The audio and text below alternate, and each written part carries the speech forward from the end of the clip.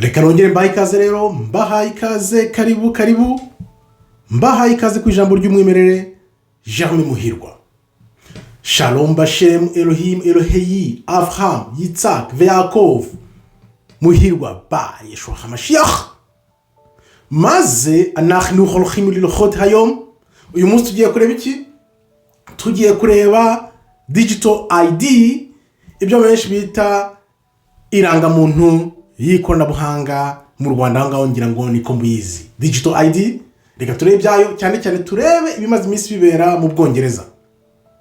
Reka rero maze mbasuze mu izina ry'Uwiteka Imana ishobora byose, Imana ya Abraham, Isaka na Yakobo na Muhirwa, ni Imana yawe, Imana yacu twese, kubw'umwami wacu Yeshua HaMashiach benshi bakunda kwita Kristo. Reka tuze turebe ibya digital ID, iri yaranga muntu y'ikoranabuhanga imaze iminsi ica ibintu bigacika cyane mu Bwongereza bite. Wibuka Imana iratubwira ngo abantu banjye bararimbutse kubera kutamenya, nkuko tubisoma muri Hosea 4:6, uzi ubwenge ukamenya ukuri, biriya bintu ntago bigutera impungenge cyane, nubwo tuzi ko ari ibintu bya Satani. Dutangire rero, mbere yo kwinjiramo kanda like. Abantu benshi bakeneye kumenya kuno kuri, kugira ngo noneho bitazabagwirira nk'ibyabaye 2019 2020 bakingira abantu batera za nkingo.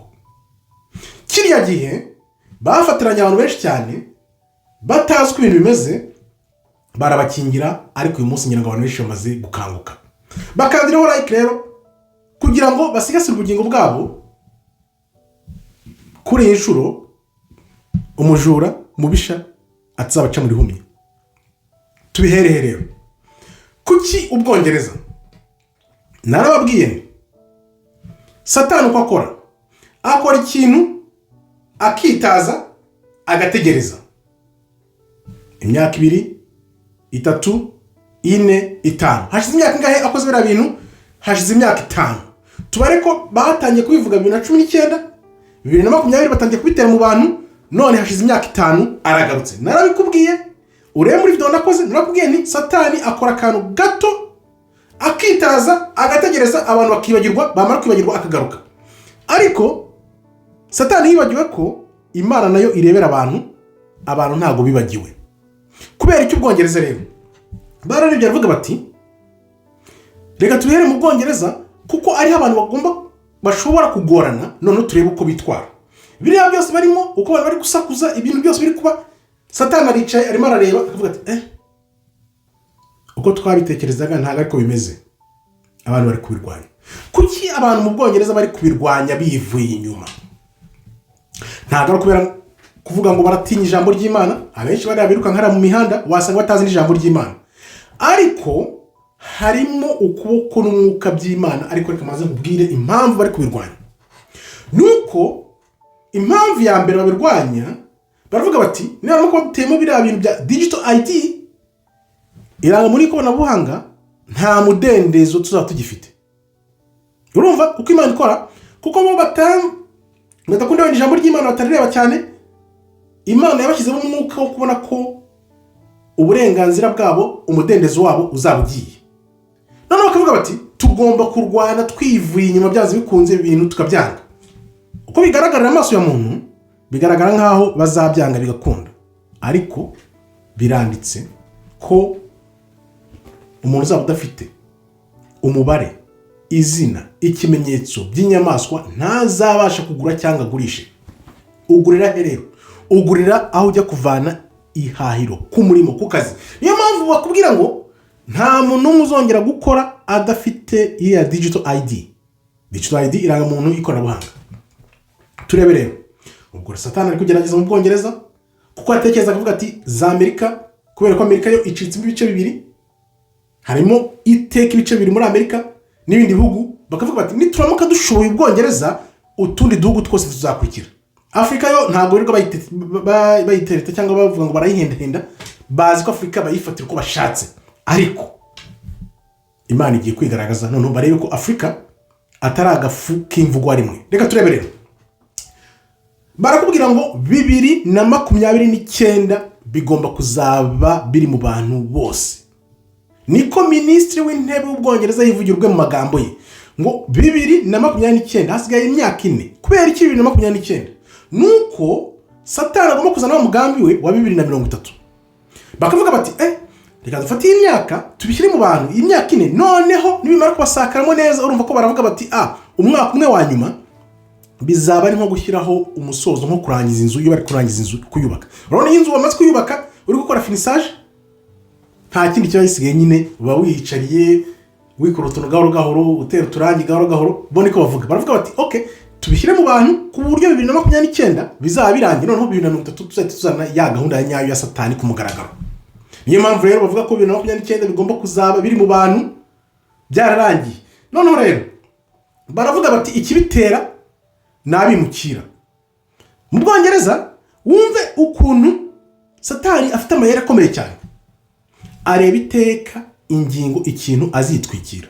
Bararebye bavuga bati 2020 twabeshye abantu baratuvumbuye, none ibi bintu kubitera mu bantu bizagenda gute? Reka twifashisha bimukira bizumvikana. Satani yibwira ko abantu bose batari mu bubyutse batazi ukuri.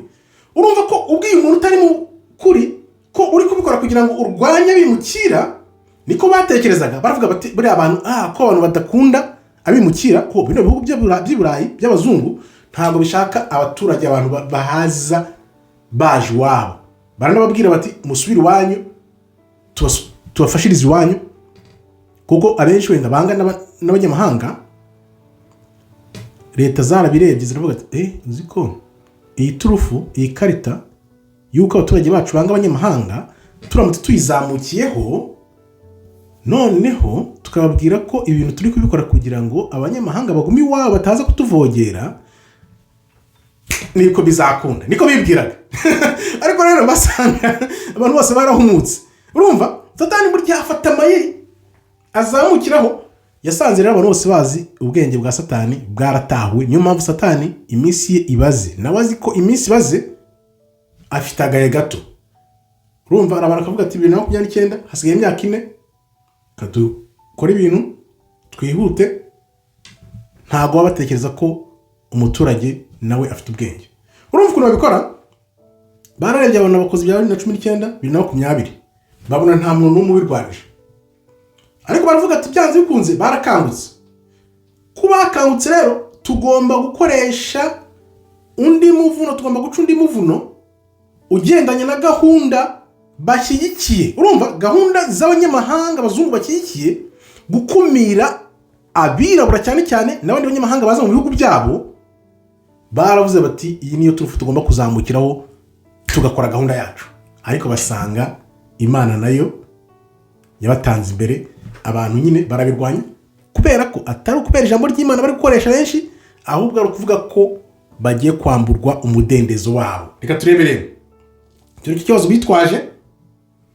Nakubwiye ko udashobora kuzakora udafite iriya digital ID, nkuko babyivugira mu magambo yaho Minisitiri w'Intebe w'Ubwongereza. Noneho ibaze nawe numara kwinjirirwa bagushyizemo biriya digital ID iraranga muri ikoranabuhanga, bagushakira aho baboneye, bakagukontorora ibyo bashyizemo byose. Ni ukuvuga ngo ntabwo uzongera kwitekerereza. Ibaze ikintu kizaba igihe utazaba ushoboye kwitekerereza ubwawe. Niba ushyiramo iriya digital ID bikazajyana kuri uwo mubare n'izina n'ikimenyetso by'inyamaswa, ni ukuvuga ntabwo uzaba ukibaye umuntu nyamuntu, uzaba utekerezwa nabo na systeme yabo. Noneho ku buryo bari kubikora buhuti kugira ngo bishyire mu bantu, noneho bifatira isi yose bayigarurire. Ni ukuvuga rero abantu bazabyanga bakaba muri systeme, ni ukuvuga no gutangira gushaka aho abantu bazajya kuba hatandukanye, hahabanye cyane na systeme y'isi. Wajya kuba hehe mu cyaro, wakubaka akantu mu ishyamba, ariko ntuzemere kujya muri systeme y'inyamaswa. Niko benshi tuzabicika. Uzare uvuga uti okay, ngewe ndemeye ndabihaze iby'isi byose, nigire mu buzima busanzwe nk'ubwa kera bw'abaturage. Niko abantu bazabicika. Ikizatuma rero abantu babyemera babikurikirana iki? Narakubwiye impamvu enye. Hari abantu barambona bate? Ni n'inzu yanjye, ni n'amafaranga yanjye, ni n'ibyubahiro byanjye. abantu barambona bate? Ese koko kwera nakwemera guta ibintu byose navunikiye imyaka n'imyaka koko ngo nkurikiye Imana? Benshi bazabyanga gutyo, kutareka iby'isi, bahitemo Satani aho guhitamo Imana, bavuga bati abantu barambona bate. Abantu barambona bate cyane cyane kubera kutagira amakuru, kutagira ukuri, nicyo kizatuma abantu bakurikira umugambi wa Satani. Fata nk'urugero, nk'umuntu afite ubucuruzi bumwinjiza amamiliyoni n'amamiliyoni, cyangwa bafite amazu n'amazu, biyemera ku bantu bakavuga bati ibi bintu ni byandi babivugira, njyewe nzaguma muri uyu murongo, ntago nzakurikira Imana ngo n'ibintu byanjye. Urumva, nicyo kizatuma abantu benshi cyane bafata biriya bimenyetso, umubare n'izina n'ikimenyetso by'aya nyamaswa. Abantu barambona bate? Iyo video narayikoze uyishake, isobanura impamvu enye zizatuma abantu bakurikira Satani aho gukurikira Imana. Reka turebe rero. Ibihe biri imbere bigiye gutuma tumenya, tukibuka umudendezo Imana yaduhaye tutajya tumenya, tutajya twibuka. Turi mu mudendezo ukomeye ku buryo ahubwo twinuba tukavuga ati Imana wadukoreye ibi ukatugirira gutya na gutya. Kambigusobanurira. Ibaze nimara gutera ibintu mu bantu, nkuko nakubwiye, ntabwo uzaba ukitekerereje, ntabwo uzaba ugikora ibintu kubera ubwawe wabitekereje cyangwa bishatse, ahubwo uzajya ubikoreshwa n'ibyo bisystem bazagushyiramo. Uzarebe iyo umuntu uri nk'ahantu ukora cyangwa ibintu urimo, umuntu akaguhozaho ijisho cyangwa se agafata system igukontorora. None ibaze iyo system nimara kwinjira mu bantu ku buryo udashobora kwitekereza, nta kintu na kimwe wakikorera. Kari nabirebye mbona ni ibintu bikomeye. Reka mbigusobanurire nkubwire ukuntu bikomeye bizatume wirinda ibi bintu n'ingufu zawe zose n'ubwenge bwawe bwose n'umutima wawe wose. Ni ukuvuga ngo iyo umuntu agukontoreye atari mu mubiri wawe, afite system iguhozaho ijisho, uzumva uko wumva umeze. Umva uri nk'umucakara, ukavuga uti ibi ni ibiki. Noneho ibaze cya gihe uzaba udashobora kubyanga, kuko ubu ngubu ushobora kubyanga ugakora ibyo ushatse kubera ko bitakurimo. None ibaze wa munsi igihe bizaba bikurimo udashobora no kubyiyaka, udashobora no gukora icyo ushatse. Nicyo cya gihe abantu bazifuza urupfu bakarubura. Urabyumva noneho? Ni ukuvuga ngo yes, uzaba ufite kwa kuntu uri umuntu, ariko ibikurimo bigufiteho ububasha. Urabyumva? Ibyo bizaba bikurimo bizaba bigufiteho ububasha ku bumuntu bwawe, ubumuntu bwawe buzaba bwarambuwe ububasha. Ni ukuvuga niyo mpamvu abantu bazabona ko kubaho ntacyo bikimaze, ariko bazatangira kwifuza urupfu barubure. Urabyumva noneho? Ni uko nkuko bizaba bimeze. Turebe indi ngingo rero. Nicyo nakubwiraga ngo abantu bazifuza umudendezo bari bafite. Nubwo tuvuga ati Imana dufashe ibintu turimo ubidukize, ariko se tuba dukomeje. Kamwereke rero mu Bwongereza induru iriyo, imyigaragambyo urayibona. Icyo bitwaje ni iki? Abimukira. Ikibazo nakubaza, muri Afurika hari ikibazo cy'abimukira ko bazabishyira muri Afurika? Kuki batabishyira iwabo, bagumana ibyo bintu iwabo, ntibabizane muri Afurika? Kuki bashaka kubizana muri Afurika? Ese twe muri Afurika dufite ikibazo cy'abimukira natwe? Bimbwire nawe. No, ntacyo dufite. Ariko ni wa mugambi nakubwiye w'Imana, abantu Imana yatoranyije bagomba kubirwanya kugira bazabicike, kuko tugiye kwinjira mu yindi si nshya. Ubwami bw'Imana buze buganze. Ntago abantu bazagenda mu ijuru badapfuye nka bya bindi bavuga babeshya. Bizaza nyuma Kristo amaze kwima ingoma, noneho ubwami bwe buze, ikinyagihumbi kize, biriya bintu bavuga ngo byo kuzajya mu ijuru abantu badapfuye ni ibinyoma bahimbye. Kuko nkubwira iteka, ntago abantu bakwanduza isi ngo bamaze kuyanduza bavuge ngo bagiye mu ijuru badapfuye. None se urumva n'isi barayanduje, noneho ijuru niryo bajyamo, kandi ijuru koko ry'Imana ryera niryo bajya kwanduza? No, ntabwo bazagenda badapfuye. Ikindi rero nakubwira nti fungura amaso yawe urebe ibijya mbere ko biriya biri kuba mu Bwongereza n'ibimenyetso Imana iri gutanga kugira ngo abantu babyamagane ku isi yose, none hatazagira uvuga ngo ntabwo nabimenye, kuko buri muntu wese utari no mukuri arareba ibibera mu Bwongereza, byanze bikunze uhita ujya gucukumbura ukavuga uti ibintu ni ibiki Abongereza bari kwanga. Digital ID ibintu ni ibiki, irangamuntu y'ikoranabuhanga izagamije iki, ibintu byose biraganisha he? Biriya bintu byose ni nko gufata amatungo bagiye kubaga bakayajyana ku ibagiro gahoro. Ariko abantu benshi barakangutse. Yego Satani azaca undi muvuno ko nakubwiye nkuko byanditse, noneho arebe ukuntu azabeshya abantu, byanze bikunze bashobora kuzaha abantu amafaranga y'ubuntu bakababwira bati murabona ni ku neza yanyu. Narakubwiye iteka ryose nubona ikintu bakwiye ngo ni it's for you good, kubera ineza yawe, uzamenye ko icyo kintu kije kukurimbura. Ikintu cyose bazakubwira ngo dore kije kubera ineza yawe, kubera kukugirira neza, uzamenye ko kije kukurimbura. Irarangamuntu y'ikoranabuhanga rero digital ID ikigamije nta kindi no kwinjirira abantu mu mubiri buhoro. Bareba bakavuga bati twabateye inkingo ziremera, baremera, nta n'umwe wavuze. None rero igikurikiye tugomba kubaha iyi digital ID kugira noneho uko imyaka izagenda yicuma, umwaka umwe, 2, 3, 4, bafite n'ibindi noneho bagiye kwihutisha, kuko ntabwo bazongera gutegereza imyaka 5 kuko bafite igihe gito cyane. Bafite iyo myaka 5, n'uvuga ngo iyo myaka 5 kugira ngo babe bamaze gushyira ibyo bintu by'amachip mu bantu n'ibyo byose naho bari n'ibi bintu abantu benshi bari kwamagana, ni ukuvuga ngo iyi niyo ntango ikomeye cyane, kuko wibuke inkingo bafatiranye abantu batabizi, babaciye muri humwe. Ariko nubwo abantu bamaze gukanguka, urumva indi etape stage ya kabiri nizananirana nizagorana, kubera ko abantu bose bamaze gukanguka. Kugira ngo babigeraho bimeze gute rero? Bari gukora test, bari kure ntabwo twari tuzi ko tuzahura n'imbogamizi zimeze gutya, ntabwo twari tuzi ko abantu bazabyanga bivuye inyuma. Abantu karakageni ko uko bigaragarira amaso ibiri kubera mu Bwongereza biragaragara ko bitazakunda. Ariko Satani azabikundisha kandi abantu benshi bazabigiramo uruhare. Nizere ko wowe uri kundeba uyu munsi nta ruhare uzabigiramo, kuko ushobora gushimishwa na byinshi uyu munsi, aho gushimishwa na duke twawe duke kugira ngo ukunde Imana, ugahitamo Satani. Ariko nkuko nakubwiye nicyo cyagiye kizaza abantu bakifuza urupfu bakarubura.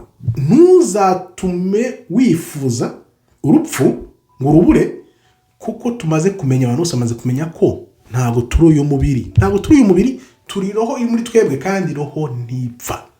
Niyo wapfa kubw'umubiri uzabaho ku bwa roho, kandi uzabona ingororano ikomeye n'ikamba mu ijuru. Nibyo nakubwira rero. Ngiye nkakubwira nti muntu nzi neza hari igihe najyaga nibaza kuki abantu batabyumva. Akeje ubundi ijwi ryarambwe ngo wibwira ko ubyumva, wagize Imana, wagira ubuntu, urabyumva, urabibona, ukibaza kuki abantu batabyumva. Sinzi ukuntu Imana yampaye urugero.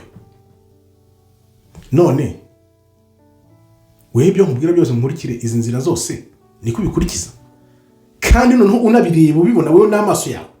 Nibwo nanjye nisuzume ndavuga Mana, kino kintu ntabwo nagikurikije uko wakimbwiye, iki ntabwo nagikurikije uko wakimbwiye, iyo nza kugira gutya ubu wenda bemeze gutya na gutya. Nibwo Imana yamaye urugero irambwira ngo bariya abantu uvuga ngo ntabwo babireba, nawe hari ibyo utareba kubera ya kamere muntu, kubera ya mahitamo ya muntu nabahaye amahitamo ya muntu. Uko muyakoresha ni mwebwe bizagiraho ingaruka. Imana nta kintu idakora ngo itwereke, nayibera umuhamya kabisa, kuko nanjye ubwanjye hari ibintu mbwira ati nkabibona nkabireba neza ukabicaho. Niyo mpamvu tugomba kurwana iteka kugira ngo ryajwe ry'Imana ritubwira, kuko ritubwira iteka bwa mbere, niryo ritubwira rakubwira ngo kora ibi. Noneho ya mitima ibiri nakwita ryajwe rindi ya Satani rikaza rikubwira no wikora biriya, ukoze bino nibwo wamera neza. Noneho kubera ko ya kamere muntu ituma uhitamo iryajwe rya Satani, rikabikwemeza, noneho warebesha amaso ya muntu, wakoresha umubiri wa muntu ukavuga ati ibintu nibyo, kubera ko biri bwihute, biri gutanga umusaruro wihuse kandi biratohoye, birumvikana neza, nibyo nubwo iri jwi ryambwira gutya, ariko bino biri bungore, nubwo biri bungeze mu nzira nayo aho naganaga, ariko reka nihitiremo ibi ngibi byihuse. Nicyo gituma rero benshi batabibona.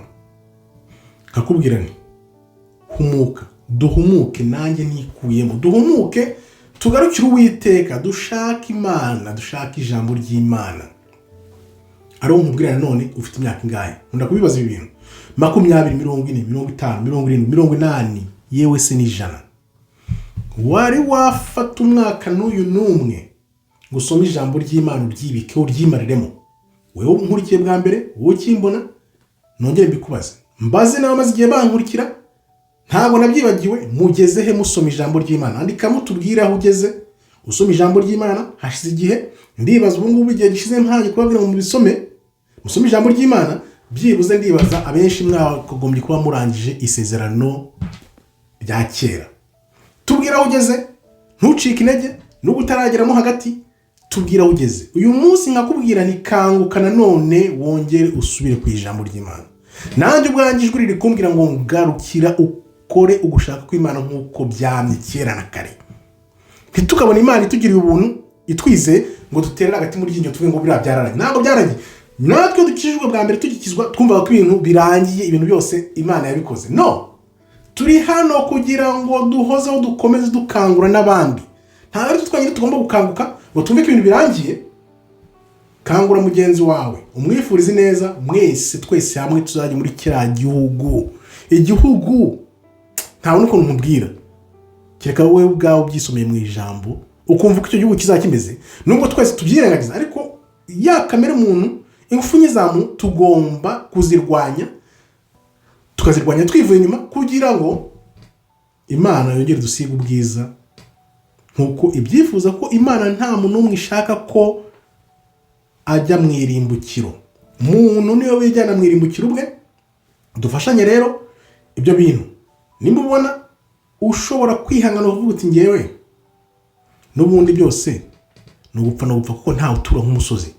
Ibyo numara kubyumva ukumva ko ushobora kureka ibyiza, kuko erega ari ubwo buzi, ari ayo mafaranga ubivuyemo. Abantu bose bakavuga bati none twebwe tujya ahantu kure, tujye mu byaro twihingire, nukurya no kubaho n'ubundi no kuryama, kuko ubundi urarya ukaryama ukabyuka ukagenda ukajya ku kazi, nta kindi bigahora rizunguruka.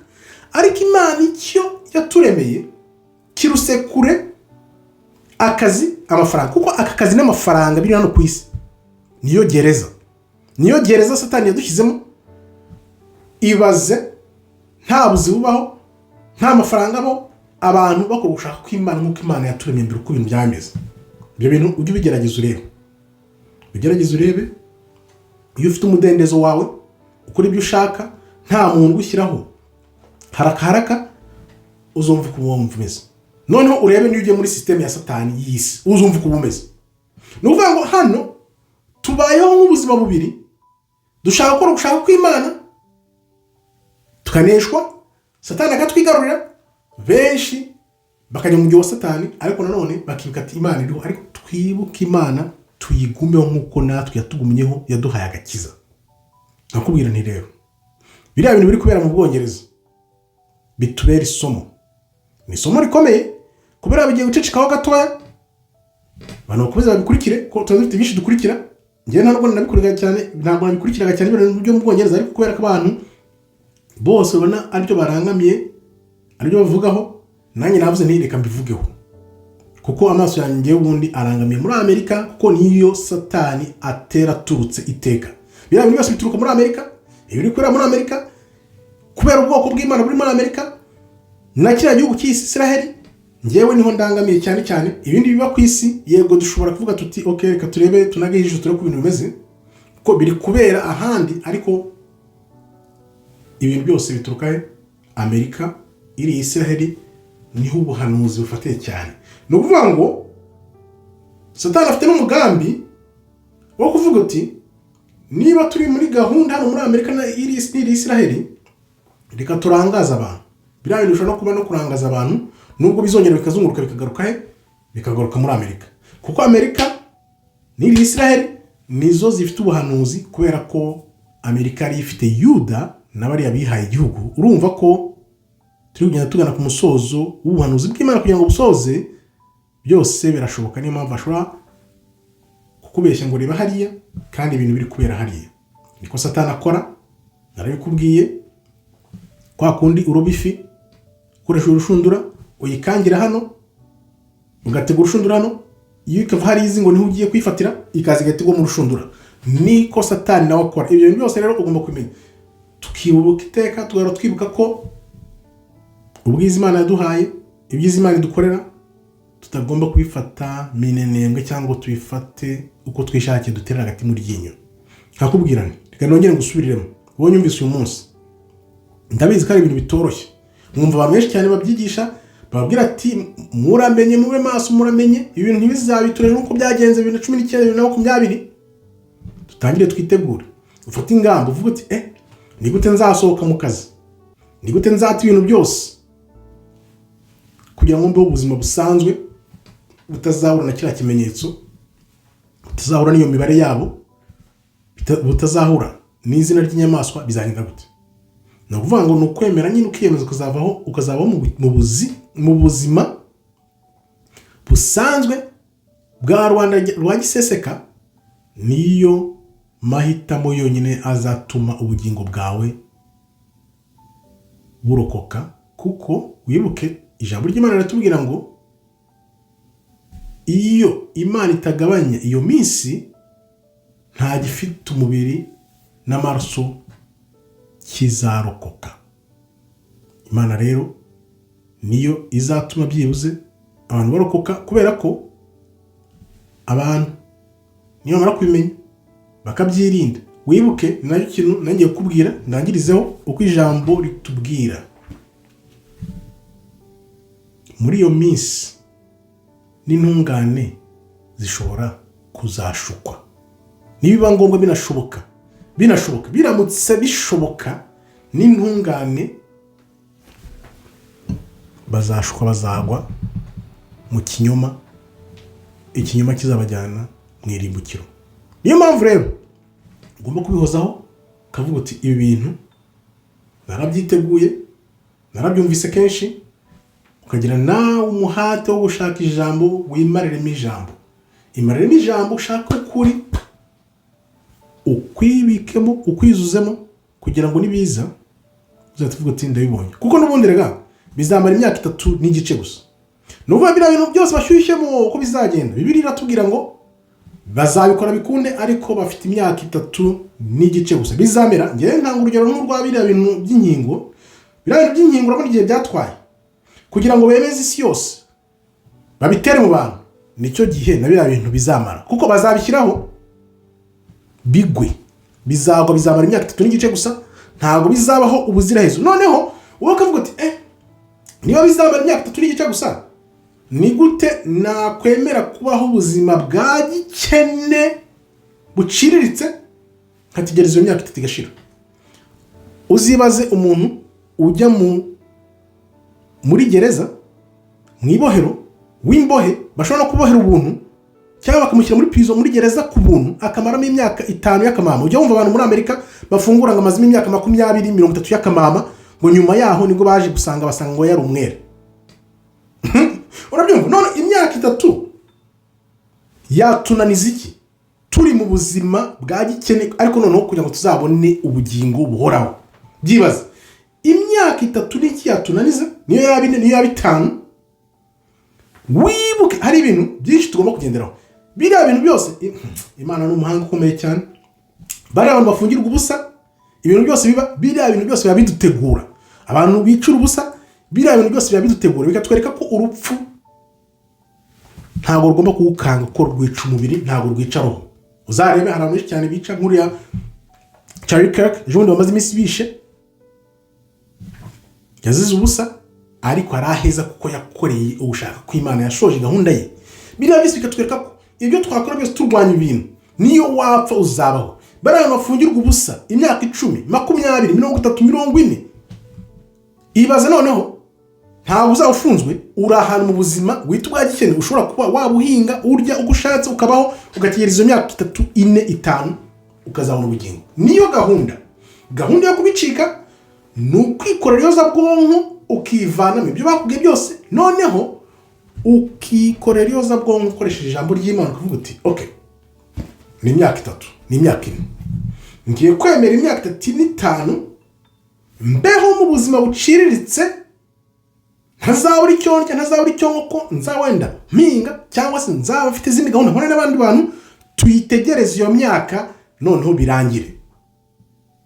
Nuko konyine bishoboka umuntu akazabicika. Naho ubundi bitabaye ibyo, umubisha ari guca undi muvuno ukomeye, hazaca uwambaye. Nkakubwira nti rero wowe twabanye, nizere ko iri jambo ry'uyu munsi uryumvise, ugiye gutangira gufata ingamba, urebe ushungure, urebe aho ibintu bigana, no urebe naho ushobora kuba wakwerekeza uvuga uti nibigenda gutya nubwo igihe kiri kwihuta, uyu munsi kuva uyu munsi uvuga uti ndafata ingamba mu gihe cy'umwaka, imyaka 2, kuko baravuga bafite imyaka 3 4, ariko navuga ati ngiye mu myaka 2 ngomba kuzaba nkoze ibi, mvuye mu nzira y'iyi systeme, ndahantu naratangiye kumenyera, ku buryo nibizaza bizasange ahubwo warabitanze imbere igihe kirekire kirenze umwaka, imyaka 2, noneho ku buryo ahubwo bitazagira n'ingaruka na nto biguteraho. Niyo mpamvu ababyiteguye kera nibiza nta kintu bizabatwara. Nakubwira ni rero ongera ukandeho like we twabanye, kugira ngo ubutumwa bugere ku bantu benshi cyane. Nkamba shimye bakomeje kwiyandikisha muri benshi cyane, binyereka ko munyote ukuri amanywa nijoro, mukomezwe ukuri mu gusakaza hirya no hino, abantu bose bave mu buyobe barimo bazi mu bubyutse, noneho twese tuzavuga tuti dore twahisemo Uwiteka aho guhitamo Satani. Nkamba shimye rero, Imana ikomeze barinde. Shalom shalom, todahaba tov meyo.